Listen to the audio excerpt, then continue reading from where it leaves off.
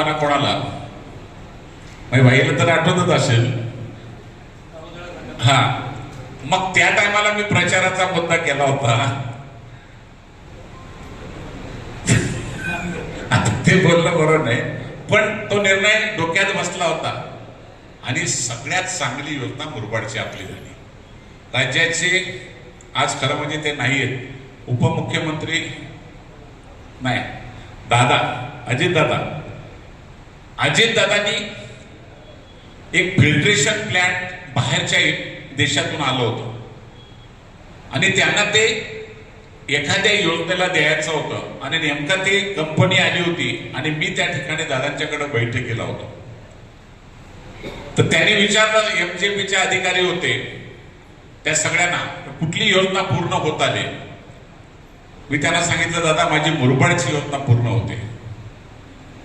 मला सांगितलं, हे कंपनीने जे आणलेलं फिल्ट्रेशन प्लॅन्ट आहे हे ताबडतोब मुरबाडला देऊन टाका.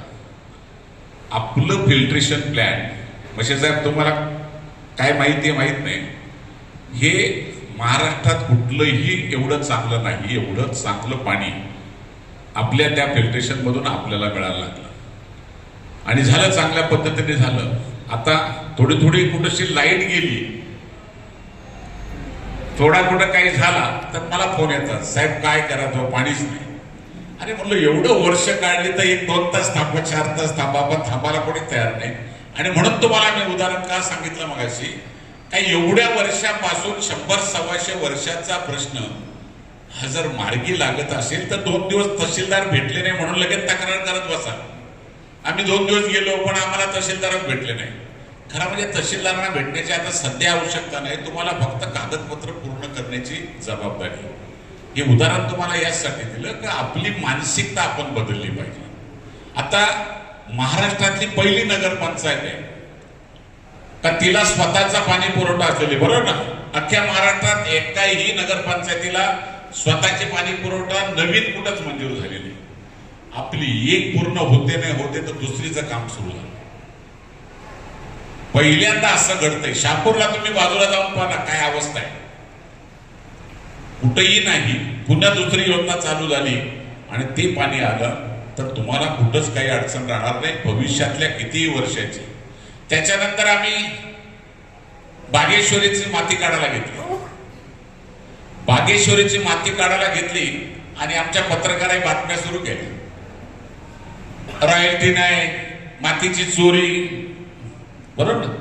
देशमुख साहेबांच्यावर तक्रारी, शिवणच्यावर तक्रारी, मातीच्या बदलात मुरबाडमध्ये मोठ्या प्रमाणात चोरी सुरू झाले पण कोणी अडवत नाही, चौकशी करा, अशा बरोबर आले ना बातम्या, पत्रकार आहेत समोर.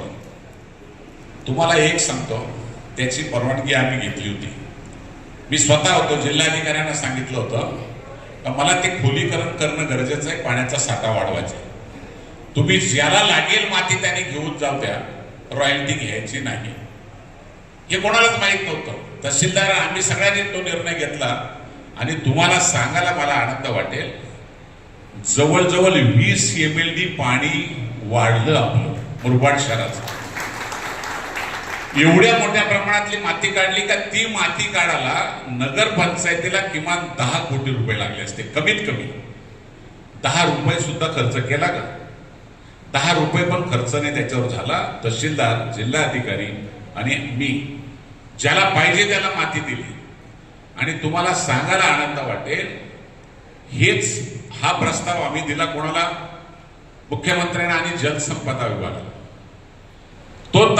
तो प्रस्ताव दिला, मुख्यमंत्र्यांना ते आवडलं, जलसंपदा मंत्र्यांना आवडलं. महाराष्ट्रातल्या धरणांचा पण माती काढण्याचा निर्णय जलसंपदा विभागाने या वर्षापासून GR काढला, तो मुरबाडच्या धर्तीवर. हे कोणाच्याच लक्षात नाही. मी बारवी डॅमची पण माती काढायला एका डॅमचं काम चालू आहे येव्याला, त्याला माती काढायला सांगितली, त्याची रॉयल्टी दिली, त्याला रॉयल्टी घेतली होती. त्याच्यावर पण एवढ्या बातम्या सुरू झाल्या का भरमसाठ. पण आता माझी पत्रकारांना सूचना आहे किंवा विनंती आहे, मुरबाडच्या धर्तीवर GR निघतात. एक शासकीय योजनांची जत्रा ही कोणाच्याच माहीत नव्हती. आपल्या मुरबाडची जत्रा झाली आणि राज्य सरकारने तो जी आर काढला की मुरबाडच्या धर्तीवर महाराष्ट्रामध्ये शासकीय योजनांची शिबिर आयोजित करा. त्याला मुरबाडचा जी आर जोडला आणि मुरबाडचं नाव महाराष्ट्रातल्या प्रत्येक तहसीलला तो करावा लागला. बावनकुळे साहेबांनी तर आता पुन्हा परत आता चालू आहेत सगळ्या राज्यभर सगळ्या ठिकाणी या शासकीय योजनांच्या जत्रा सुरू झाल्या आणि लोकांची कामं व्हायला लागली. उगम मुरबाडला होतोय आणि महाराष्ट्रात त्याची प्रसिद्धी होते. प्रसिद्धी नाही, निर्णय होतात. त्यामुळे मुरबाड हे आता मागे राहिलेलं नाही, मुरबाड पुढे चाललंय. बाहेर मुरबाडचे लोक जे राहायला गेलेत ना ते कधी चुकून आता मुरबाडला जर तुमच्याकडे येत असतील आल्या ते ब्रिजवर डायरेक्ट चढतात ना, सांगतात मुरबाड कुठे आहे.